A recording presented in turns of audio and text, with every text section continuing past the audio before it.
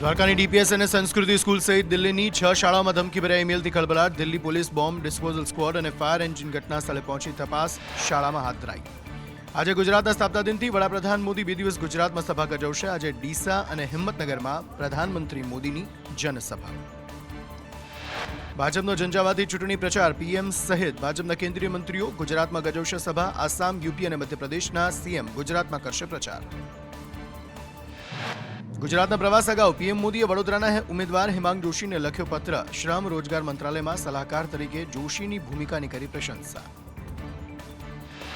ચૂંટણીમાં વિવાદ મુદ્દેની પીઆઈએલ સાંભળવાનો હાઈકોર્ટનો ઇનકાર. લોકસભા ચૂંટણીના વિવાદો પર હાઈકોર્ટની સ્પષ્ટતા. ચૂંટણીના વિવાદ પર પીઆઈએલ નહીં, ઇલેક્શન પિટિશન કરો.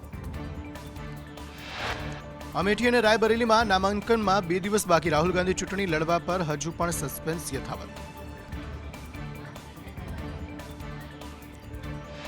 ગૃહમંત્રીના નકલી વિડીયો મામલે 8 રાજ્યોમાં અત્યાર સુધીમાં 16 લોકોને નોટિસ. એક્સ પર નકલી વિડીયો પોસ્ટ કરનારા 25થી વધુ લોકોના નામ સામે આવ્યા.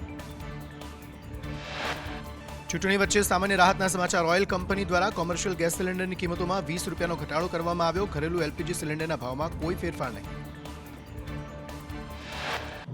આજે ગુજરાતનો 64મો સ્થાપના દિવસ. વડાપ્રધાન મોદી અને સીએમ ભૂપેન્દ્ર પટેલે સ્થાપના દિવસની શુભેચ્છા પાઠવી.